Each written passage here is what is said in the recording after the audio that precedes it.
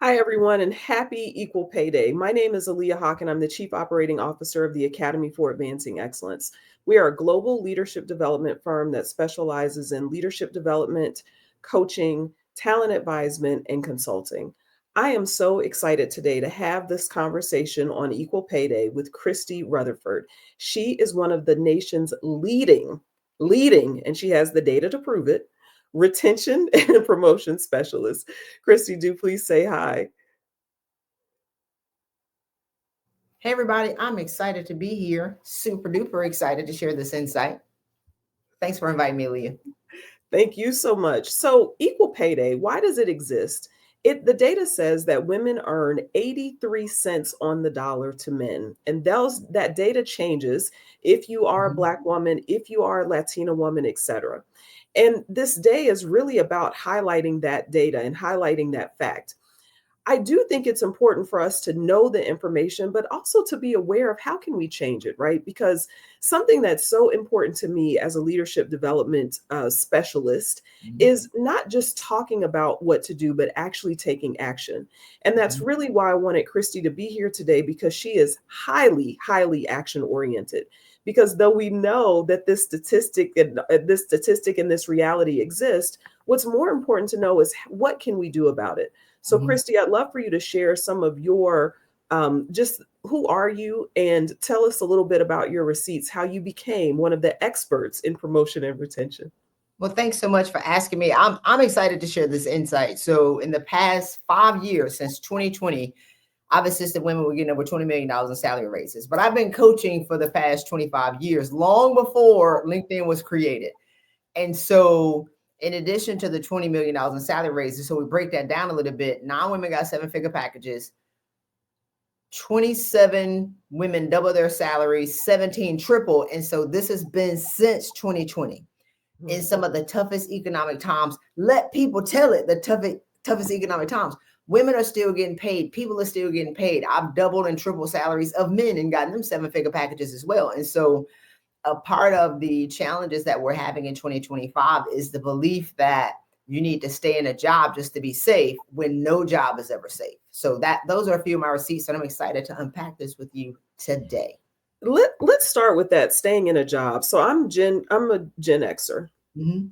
And when I entered the workforce, I had a grandfather who had been at GM for 42 years. And back in the day, when you started a job, you stayed with the company through thick and thin. Loyalty was really a thing. So, talk to us a little bit about how do we limit that cultural beliefs, right? Because some of these things are generational. How do we start to unpack that and let go of this belief that, oh, we have to stay, we have to be loyal to a company? I think that's what's stopping a lot of people from making the money that they deserve is that they are trying to be loyal to a company that's not loyal to them. We are conditioned to play safe, especially growing up. If I've had a couple of clients where their parents were teachers and bus drivers in Chicago, so of course they're going to stay for 30 years and be underpaid. And what's interesting is when I think about what's going on with regards to the federal government right now, it's like federal employees are people who will work for 10 to 20% of their value for 30 years in order for security. But that doesn't mean that's their actual value. So I've 10x one of my clients who left the federal government in 2023, December 2023. So between December 2023 and January, she went from $190,000 to $1.9 million. Hmm.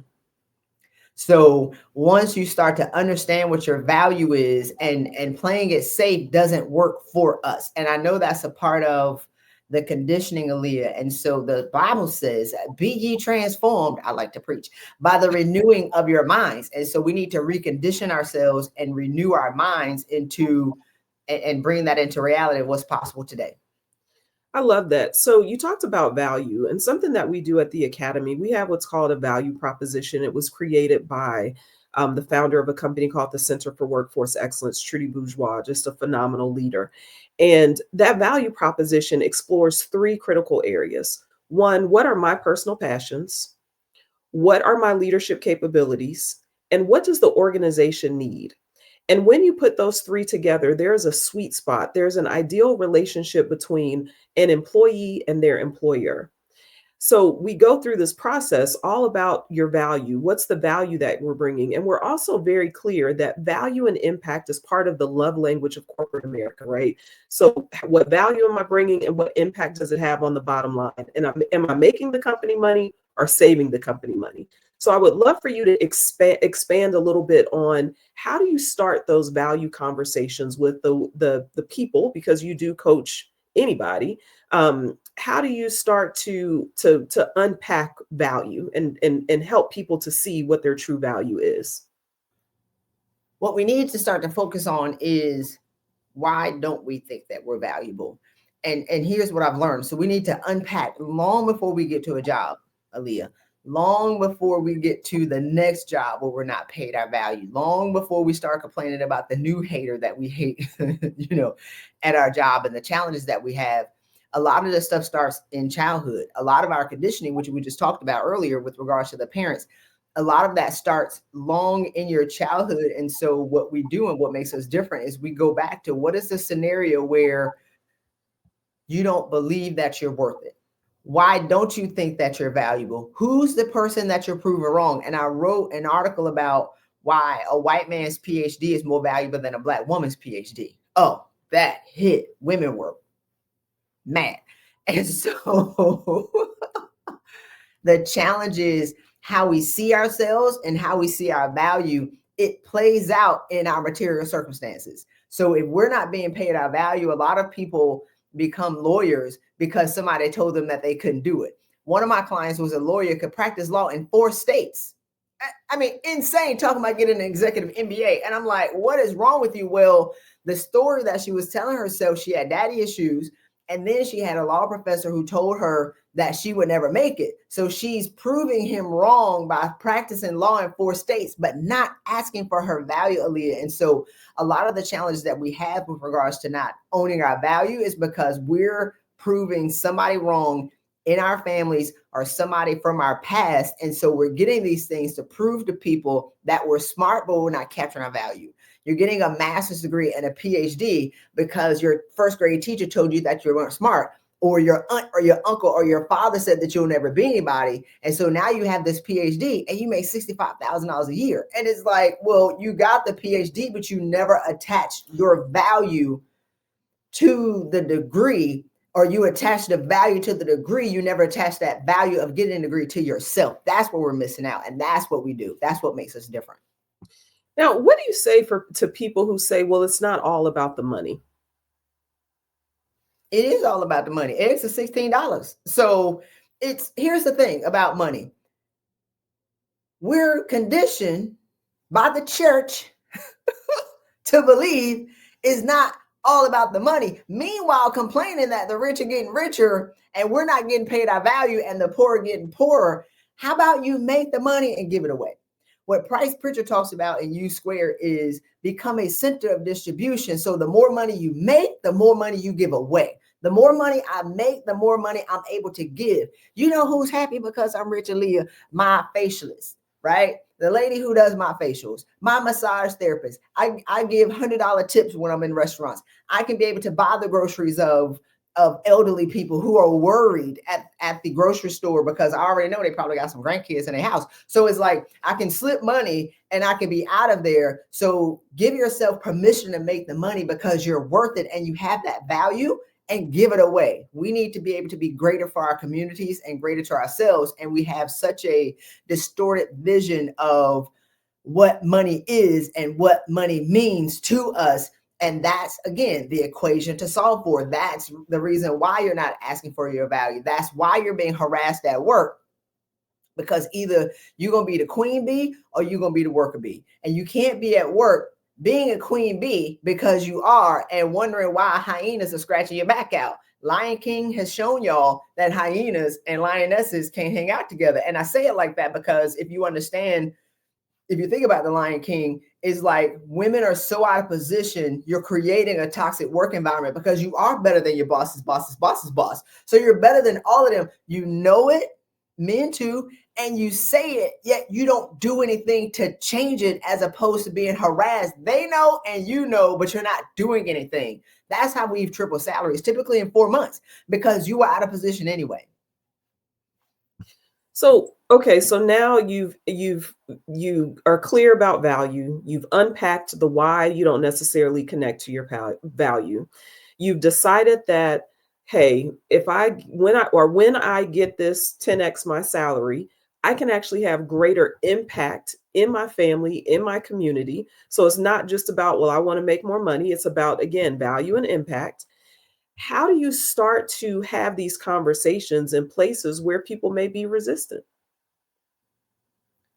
Well, when you know who you are and you own who you are, people see you, Aaliyah, how you see you. And so if you are showing up in a room looking like a victim, then they're going to treat you like one. If you show up in a room acting like an imposter when you got in a room that you fought and bled for and you don't believe you belong there, they don't believe that you belong there. And so I have a client actually Monday night, about a week ago, she said there was a lady who asked her to speak at the UN. She's like 36, right? And so she was like, "Oh, she tried to play me 2 years ago. Back then, you didn't want me. Now, how to, you're all on me." And I'm like, "No, you didn't know how great you were 2 years ago." And so you already know this, Aaliyah. When we see successful people who don't know they're successful, I don't have time to pump you up. That's not my job, right? Like, I'm not going to try to gas you up to get you to believe that you belong in the room that you're already in. I'm going to go work with the people because I'm a leader and I'm busy and I don't have time to be able to gas you up to get you to believe that you belong here. When you're here, you're not just fully qualified, you're overqualified. And so whenever women come back to themselves, and men, right? Whenever people and leaders come back to themselves and remember who they already are, and the thing about confidence, people always say, "Christy, you're confident." I'm like, no, I'm just aware. When you're aware of how great you are, when you're aware of the great things that you've done, when you're aware of your qualifications, then you show up in the room owning who you are, and people treat you how you see yourself, and they will open the door, roll out the red carpet, and say, "My God, somebody has come here to solve our problems." So it's not that hard. But the challenge is if we're showing up, not believing that we don't belong to be in, or that we don't belong in a room, they agree. So I love that you mentioned really everything. This is so impactful. I'm curious about imposter syndrome, and I just want to hear, what are your thoughts on imposter syndrome? The imposter syndrome is when you're claiming the lower part of who you are. You're believing the wrong lie. And so a lot of times when I think about, our clients represent the wide spectrum of diversity. One of my clients was like, I attracted the Karen job. This is a white woman calling somebody Karen. It's okay. And she's like, I attracted the Karens and the SHITTY job that I just quit. I attracted them not believing in me because I didn't believe in myself. So she was fighting the voice from her dad who told her that she wasn't anybody, she wasn't going to be anybody, long before she got these jobs, and bounced from job to job to job to job, not believing that she belonged to be there, having all these toxic situations. And once she got that cleared out and started to see, oh my God, these are the things that I've done. These are the things that I've conquered. These are all the boxes that I've checked. She doubled her salary. So a part of the imposter syndrome is you're believing the lower part of who you are as opposed to claiming who you really are. And here's the thing. I ask women, typically when I used to do events, write down 10 great things that you've done in your job in the past 2 years. They don't think that they're that impressive. And I'm like, so if you can't, why are you working? Now I'm getting loud. why are you working 80 hours a week? You have the awards. The awards are in the boxes, Aaliyah. I was talking last week. The degrees that you fought and bled for came in the envelope, and it's still in the envelope in a box in the closet. You didn't even put it on the wall. And so we're walking around with all of these awards, all of these things to prove that we're great, thinking that if I just get the next thing, then that's going to prove to them that I'm successful and that I'm valuable. But you don't even prove it to yourself. So I'm like, hang up all of your things on the wall. I call it the I Love Me wall. One of my clients got a $50,000 raise in 2 weeks. All I did was hang up all the stuff that you got. She had awards. She was using them as like places, things to stabilize her table. I was like, what is wrong with you? She has lifetime achievement awards. An engineer, She ended up filling up 3 walls. Her wig was falling off and everything. I was like, hang them all up while we on the phone, right? And so she was sweating and breathing hard, and she had so many awards within 2 weeks. She got a $50,000 raise because she came into the awareness of, I've done all of these things, as opposed to working hard to prove it to other people. What we need to do is claim it for ourselves. That's the imposter syndrome. It's not real. Love so much that I'm hearing, and I agree with you. It's not real. It is the lowest, it's the articulation of the lowest part of ourselves. And I think it gets reinforced by so many of the so much of what you described. So it's the environments that we're in, it's the people we're choosing to interact with, it's the roles that we're in that we're not appropriate for, but we're not ready to take that step. And I think, just personally, just a little autobiographical kind of sharing here, is I was in a very toxic work environment, and I didn't think that I was good enough for certain things because I was told that I wasn't. And I was in such a state of transition that I actually allowed it and believed it. And it wasn't until I felt empowered, and empowerment for me was not permissive. It was about me knowing, it was about my own self awareness, that I was like, oh, I really can do something else. And when that happened, it was like something in my mind just clicked, and I would never allow myself to be spoken to in a certain way. I wouldn't take certain roles. When someone told me to do something that I felt was not the best use of my time, I wouldn't accept it, because I had alignment. I was really clear on who I was, the value that I could bring, etc. So thank you so much for sharing that about imposter syndrome, because I think a lot of people, men and women, do suffer from that. And I do think it's as easy as just noticing, look at what you've done. Like, just look at it. Who's the imposter? Hang, Now, hang it up on the wall. Let's hang it up. Mm-hmm.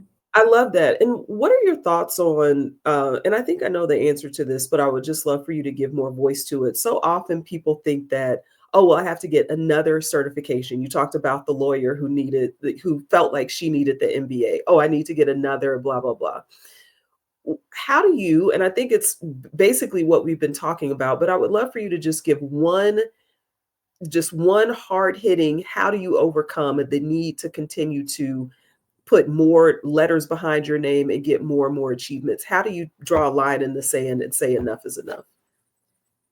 In the $20 million in salary raises that we've gotten, not one person has gotten another degree to be able to get that money. I had a client who was in the UK working 5 days a week for $100,000. Now, the people that employ her know exactly what her value is. She had not claimed it yet because she thought that she needed the PhD before she did that. But what we did was, once she remembered, so it's not about doing anything differently, it's once she remembered who she was and she claimed who she was, we renegotiated that contract where she worked 1.5 days a week for $100,000. So we reclaimed 3.5 days a week, and she used that time to write in professional journals. She used that time to sit on stages with, I think, like the prime minister or the president of Poland. So once she started to see who she was, and even when she got invited to speak on stage, she's like, Christy, they invited me. I'm like, it can't be 5 winners on the stage and 1 loser. Right? Like, they invited you because you belong there. And so you talked about it earlier about the people that we talk to. We have to stop leaning on broken people and wonder why we keep falling down. We have to stop allowing people to tell us, our friends can't believe anything of you outside of who you are. It's time to get some new friends. It's time to get around some people who won't allow you to feel sorry for yourself, because anybody who believes in the limited vision that you have of yourself right now is your worst enemy. And so if you get around some new people and get around some new friends, they will almost validate who you are in this moment, and they can't bring up old stuff that you want to forget, because you know how your family and your friends do. Whenever you step out and want to do something greater, they bring up the things that you used to do or who you used to be, and they won't allow you to be great. And so it took me, I burned out a short background in 2012. I left my job, 3.5 years left to retire with a full pension, because I joined the military as a bridge so I wouldn't have to go home in South Carolina to work to make socks. because that's what our families did. We're Gen X, right? Like, and I told my family the North American Free Trade Agreement, I'm like, I don't really know what that is, but I think it's going to change everything. And so all of the low skill, low wage worker jobs that they call them, the MBAs call it, are now in China and Mexico. That's what my family did. They did those jobs where they made cloth and did all these other kind of things. And so the military for me was like a guaranteed job when I graduated. All this mouth, Aaliyah, you know, I didn't belong in the military. I was the class clown, 88 and 93, right? And so I joined as a safety mechanism, but I loved it. But I also joined it out of safety and security. And I stayed too long and tried to make it a career, and it suffocated my soul to death. And so I had toxic bosses all throughout, but I was always out of position. And here's the thing, when you know you're out of position in the job, is when people keep asking you, who do you think you are? Right? Like, I was always trying to do more than what my position was qualifying me for. And then I started to get all the haterade that was around that. And so my last toxic boss, I left with 3.5 years left to retire with a full pension to start a business, because surely entrepreneurship and Instagram say I'm going to be rich in 2 months. And so I did that. And then I burned out 18 months later with stage 12 burnout, mental collapse. And I burned my mental health down to 2 atoms. And so it took me laying out, because once I lost my mind, then I lost all my money and I couldn't make any money. So I moved to South Carolina with my brother, and was there. It took me 4 years to recover mentally and 7 years to recover financially. And so a part of the work that I do and what I'm passionate about is like, I'm who I needed 13 years ago to be like, you don't have to work 80 hours a week and complain about the men who's working 35. Christy, you don't really need another award. I am highly decorated, Aaliyah, but it was never enough. You don't need another degree. So all the things that we're talking about today, I did it, but it took me burning out. And once you lose your mind and all your money, I had plenty of time to think about all the mistakes that I made in my life. And I started to think about the conversations that people have, high achievers. People don't really talk to us. They talk about us. Leadership is not popular, and we will suffer for years in silence, and nobody knows and nobody cares. And it's becoming so prevalent now, where I'm watching men and women like mentally shatter in front of me. And I'm like, there's a better way to live, but you have to do something different. So I want to go to a couple of things that you talked about. You talked about being out of position. And I think it's such a impactful statement, because many people are just out of position. You are in roles that are not, using your best talents. You're with managers. I believe you said you can manage your boss's boss, but you're not in that role. And when we think about just the steps to take, right? There's an awareness that has to happen. There's a something has to break inside of you in order for this to be something that you are willing to change, because when we're comfortable, we don't typically change. So how do you help people with that tipping point? Or are you looking for that tipping point for people? How are you looking for people? Like, how do people come to you is essentially what happens. Like, what are how do people come to you? So people either change for 2 reasons: Mm, inspiration or desperation. mm, Most people come to me when they are pissed, when they've gotten fired, or whenever somebody gets changed. One of my clients came, they fired her 2 weeks before Christmas. mm, I had been talking to her for 2 years. I knew her and I knew that she was great. She didn't know that she was great. So it typically takes something breaking before they come. And so I was like, my goal is to inspire you to change before life makes you change. But most people come when they've been laid off or when they can't find another job. And one of my clients, she got laid off in February last year, she started in June because she felt so sorry for herself. She started with us in June. And by November, we doubled her salary base. But this year, she's looking to Forex it, because in sales, they don't have a cap. And she's like, they don't have a cap on how much money I can make. I'm going to kill it. And so, but a part of the challenge, Aaliyah, was in the job that she got laid off from, she took a pay cut to take that job. So when she took a pay cut to take that job, I always compared people like Animal Kingdom, because people can understand that analogy. I'm like, you were an eagle and you went to go flock with the chickens for a job because you were burned out and for safety. So she took a pay cut to be safe. She forgot she was an eagle. So now you're there for 3 years acting like a chicken. And I always be like, I don't know if we can be spiritual on this line, but I'm like, God fired you. I tell people that all the time. God fired you because you have greater work to do to be able to break generational patterns for your family. God fired you because you can't do the work that you're called to do acting like a chicken. So once she got fired from the job, that was February. She tried to do it herself. She was trying to, we like to read and therapize everything. 4 or 5 months went by, nothing changed. She had been following me for 2-3 years. She finally called and we did the work. And once you remember who she was, and she was like, you know what? At this day and stage for us, more mature people, I'm not going to say older because we just get finer like wine. We need to be passionate in the work that we do. And if you want to stand apart and set yourself apart from your competitors in these markets, in these times, be passionate and know who you are. And I was talking to my friend earlier this morning. They don't require us to code switch. Actually, they don't even trust it. I think that we get so caught up in all of this bad data and this bad narrative. I do think that at a certain point when we get into these organizations as people of color, there is some assimilation that has to happen in the beginning. And then we forget who we are. And then we start to do things. And at the senior levels, if they hire a Black woman, they want a Black woman in the room. Point blank, period. They don't want a Black woman acting like a white man in the room. And we get in trouble when we code switch. They don't trust that. And I talked to a woman once where she was always nice.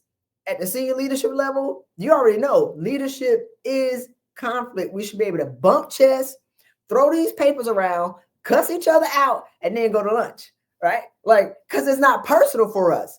But she was always super nice, and she wondered why she couldn't get promoted. I said, because don't nobody trust a nice leader. Not even let's go to like the Black woman thing. Don't nobody trust a woman without an opinion.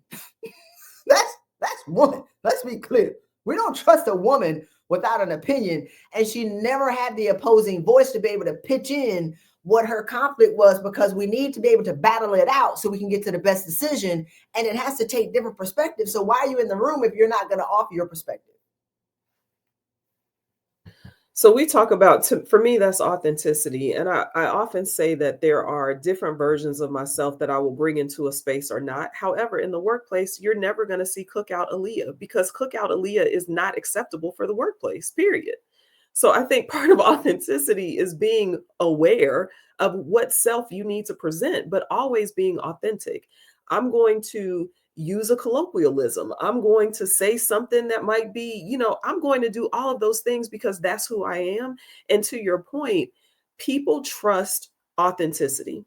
So no matter what people say about our present administration, there is a felt sense, a belief that there's authenticity. So even the belief of authenticity will help people to feel more connected to what you're saying is being true, even if you don't say it. And I'm not advocating for that at all. I think there needs to be congruence between who you are and what you say.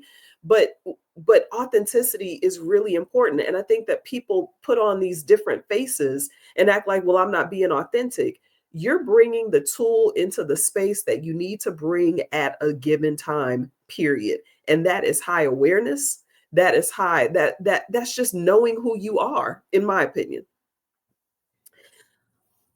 I want to go to who's around you. So you talked a little bit about, the eagles and the chickens, et cetera, et cetera. There's two things I want to talk about in this segment. One is, how do you start to develop the relationships with people who are aligned with who you are? That's number one. And number two, how do we start to have more transparent conversations about pay and earnings so that people have more awareness of what to even ask for? With regards to the first question, with regards to the people that are around us, there are people who are for you and there are people who are for what you can do for them. And as leaders, am I answering the right question? Okay. As leaders, we are givers.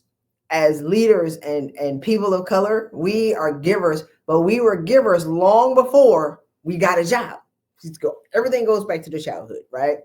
And so now we're overextended in our giving and we don't require anything in return. So we're phenomenal givers, but we're terrible receivers. And so it took me burning out and ended up, in South Carolina. I turned my phone off and it was like disconnected. Now, I was a coach and a mentor to 90 people before I left my career, with 160 who worked for me. And so when I left, I still was like giving, because I'm a mentor and I was coaching before I knew coaching was a thing, right? I ended up going to a conference and I heard them talk about coaching. I'm like, that's real? That's what I do. Wait, people get paid for this? Like, sign me up for that. And so when I turned my phone off, I was on speed dial for everybody because I'm everybody's counselor. I'm everybody's mentor. And 3 people hit me on my Hotmail. Now, I got off of social media. My phone was disconnected and they were like, are you okay? I learned out of the 100 people, only 3 people cared about me. All the other 97 cared about what I could do for them. And so, it begs to differ on the people that you're around. So many people are unwilling to leave unhealthy relationships. And I was dating this guy, in 2012 or something. And one of my friends that was like my BFF did me so dirty. And I was like, no, that's my best friend. And he was like, you need to redefine what friend means to you. But I didn't understand at the time because we're locked into this dysfunctional relationship where your friend could cuss you out and talk trash to you in your face. And I'm calling these people friends. Aaliyah, they were not my friends. And so we have this dysfunctional definition of what friendship is because we have this dysfunctional relationship with ourselves. Some of us say the nastiest stuff to ourselves that we would never say to other people. And we have this defeating and this negative self-talk. And sometimes your friends just strengthen the conversation that you're having with yourself. So I think about, I like to quote scripture. I can't help it. You can cut this part out if you want to. But it's like when Jesus said at the table, one of y'all is the devil. And they was all like, is it I? Like, is it me? Right? And so when you know who you are, it's not what people call you, is what you answer to. When you know who you are, you're congruent with yourself. So when people say stuff to you, you know that they're not talking to you, right? You know how to be able to, how you want to be treated. We have to retrain people on how we want to be treated and set up the expectations, but that first come with the renewal of our minds and our mindset and forgiving certain experiences and letting go of certain things. And now establishing the new of who we want to be and how we want to show up in the world. And so one of the things I ask people in 2025, I'm like, who do y'all want to be in 2030? Because y'all keep talking about what y'all going through. Either y'all going to get rich or you're going to fall to the wayside. Because there is it's not going to be no in between in the middle. And so if you can be able to see, this is how I want to be. So when I was in my brother's house, broken apart mentally and physically, I said, okay, so if I can become mentally healthy again, right? If I can get physically healthy, and if I can have a healthy relationship with myself, if I can love myself, and these are the be ye transformed by the renewing of your mind, creating me, Lord, a clean heart and renew a right spirit in me. God must have known we was going to get messed up along the way, but it took me losing everything before I stopped to be able to clean that stuff out. And now when people say stuff to me, I'm like, no, well, we're either you on the way of my vision or you in the way. And so that's how I'm able to structure my friendships and my relationships with people. But even my clients is funny because they'll talk to their friends. Some of their friends go away because they're not willing to have these same conversations and complain year after year after year about the same things that they have full capability of changing if they just took action. What was your second question again? The second question was around how do we even know what to ask for if we're not having conversations in community? Because some people just don't even know what to ask for. I always start with at least 30%. Here's the thing about asking. I did some research on, like, I think it was the HR salary of an HR manager. The difference could have been between $140,000 and $40,000 if you Google it. So the value is, Aaliyah, how much you think you're valued at. Because some people will be like, all right, either it's 85 or it's 165. Our people will pick 85. While the guy who don't have 2 marbles and 10% and got a PhD in stapling, he gonna pick the 165. How do you have a PhD in liberal arts? That means nothing. And you got 3 people that got executive MBAs and like master's degrees in chemistry and making 65,000. Let me get off that. So it's like you have to be able to believe that you're worth more. And if you've been complaining year after year after year that you're not getting paid your value, which is why the wage gap exists, there's a wage gap that exists at a bunch of overqualified, underpaid, overworked women in jobs who refuse to ask for their value. They can close that gap like that. They boop, just by asking for the 30%, because that's what the gap is. Now, if you really want to get froggy, you should ask for double. Because here's the thing. When you ask for double, all you're trying to do in the ask, Aaliyah, is establish how they feel about you. I've had clients that have doubled their salaries in the same jobs. They just never asked. Their jobs knew what their value was. They don't want 15 years of intellectual property walking out the door. My client who worked for GM was like, I want to double my salary. They said, okay. She was like, well, I want to write my own job description. They said, okay. I want $100,000 travel budget. They said, okay. She was like, they said, okay, so fast. She was like, what? I'm like, don't get mad. Just be informed. So when you ask for 30%, and don't be like, oh, give me 30% of this, ask for the number. So it's 30%, make it clean. This is my requirement. I want 30% added to my base salary. And if there's already a bonus and things that go with that, then just ask for that 30% of my base rate, or my base pay. Oh, I want a $50,000 raise. Make it very clean. And when you say that, you'll be able to see how they feel about you. They'll be like this. Okay. Or they'll say, well, you can't make that in this position, but you can do it over here. We're not giving jobs opportunities because we're terrified that if we ask for a raise, then we're going to get fired.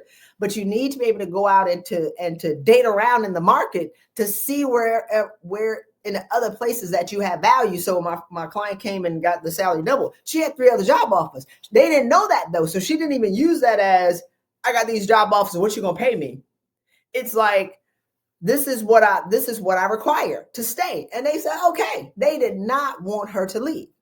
And so we have so many examples of women who, once you ask for a raise, most of them get it. If they don't get it, now you know, you're informed. Now you can go make the right decision for your family because you know how they value you. We're terrified to have these conversations. And if the conversation is not being had, you can't complain that you're being disappointed year after year after year. So I talked to a lady, I'm going long, but I talked to a lady probably about 2 months ago. And she said, well, I asked for a raise. She was all defeated. Well, they told me no. I said, well, how did you ask though? Like, what you asked? Don't be talking, I asked for a raise and they didn't give it to me. I was like, what did you say? She said, well, I asked my boss, what's the process to that I need to ask for a raise? Like, I'm like, so you didn't even, like, there wasn't a number. Asking for money is easy. My total comp requirement is, these are the 3 things that I've done in the past 18 months, how you've made money, how you've saved money, or you save time. Those are the metrics that people want, right? Like, because you've created value for this company or you save value for this company. I've done these 3 things in the past 18 months. These are the 3 things that I require.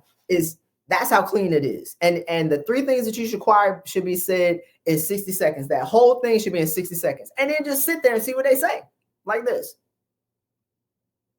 But don't go in shaking and asking what you're going to give me. Nothing. So that's true empowerment, right? The awareness, being able to ask for what you want and saying this is it. And something that you said that's really important, making sure that you have your backup, right? Because you want to be able to have agency. If someone tells you no, you want to be able to say, okay, great. Thank you so much. I know that my value is X and this other company is going to pay it. I want to talk about transitioning or whatever it is, so that you really can still be at choice, because I think agency is incredibly important for people in general, and especially for women, because I think we give that up so often. And it's important that we just, again, step into that and own it. I'm noticing the time, so I want us to go ahead and wrap up. I want to say just thank you so much for dropping these gems. And I want to just leave with, is there anything that you wanted to make sure that you shared during this time that you didn't get an opportunity? Do please leave us with that. Here's the thing about today. I was looking at, I didn't know that LinkedIn had a Instagram page. But they asked the question. Somebody was on there talking about pay. And so people were like, oh, you better stay safe in this job and just keep the money, right? Just stay safe. The same conversations that they're having in 2025 are the same conversations that they were having in 2020 with regards to the market is limited and stay safe in your job and don't ruffle any feathers. But if you haven't learned anything between 2020 and 2025, like no jobs are safe. And it's the exact same conversation that there's a limited job market. There is not a limited job market. So don't be blinded by Forbes reporting that JP Morgan laid off 600 people or 120 people. JP Morgan has 14,000 jobs open. So there's always this limited perspective that's going to keep you down and keep you safe. And it's interesting because I was having a conversation with one of my clients the other day, was like, we're trying to double her salary because that's where she belongs. And she's like, well, maybe I should just keep this job. I said, well, what makes you think this job is safe? So why don't you shoot for the double the salary and get this job? Well, first in, first out. They may shank you because you've been there for a long time. So there's so much fear mongering around there's no money. We've done $20 million in salary raise. I didn't start counting until 2020. I didn't start counting until McKinsey and their Women in the Workplace. Don't even get started on this survey that says the same thing every year. The Women in the Workplace study, that women were going to lose the most during the pandemic, and Black and brown women, we might as well just give it up and just go throw ourselves in the river right now. I said, I'm gonna prove them wrong. And so a part of the money is the byproduct of wholeness. I want to be clear. Money is a byproduct of us not working 3 times as hard to make a third of the pay. The money is the byproduct of us tripling our salaries and working a third of the time and going back and investing that time in our marriages and our kids. Money is the byproduct of we've saved 30 marriages. We've gotten 50 women off of medication, right? We've stopped hundreds of women from burning out. So we've done these things. Money is the byproduct of a person and a woman coming back to herself, remembering who she is, understanding that I don't have to work that hard. That was from my old conditioning because I'm trying to prove somebody wrong. Now that I'm aware of how great I am already without the degree, you don't need the degrees, right? Stop getting all these degrees. Let me become aware of the qualifications that I have currently. Let me write down 20 great things that I've done in the past 3 years. When I ask that question, I get crickets, and they be like, it's so hard. But I'm like, well, why are you working harder if you have overgrown fields, right? That we haven't even harvested yet. So that's my ending is there's so much money available to you in times of chaos. The number of millionaires in the US doubled from 2019 to 2020, and the number has not gone back. In 2023, before we figured out what the election results were, Forbes reported there was going to be a 40% increase in the number of millionaires by 2026. So in times of chaos and in times of disruption and in times of change, which is normal now, there are tremendous opportunities for the people who can focus on where they're going, take accountability for who they are, take accountability for the stuff that they need to let go of and the people that they need to go of. And let's go get this money so we can give it away and be bougie.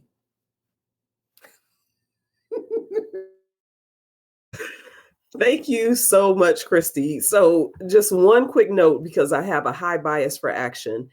Anyone who is listening to this, your homework is to write down what you have contributed.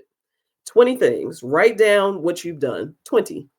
And that way it gets you started with these conversations. So you don't have to wonder. Put your awards up. Look at yourself through a different lens so that you can truly see who you are and you're not seeing the lesser part of who you are. I just want to thank you so much to Christy Rutherford. We now see why she is one of the nation's foremost experts. My name is Aaliyah Haqq, again, the Chief Operating Officer of the Academy for Advancing Excellence. Thank you so much for listening. Bye, y'all.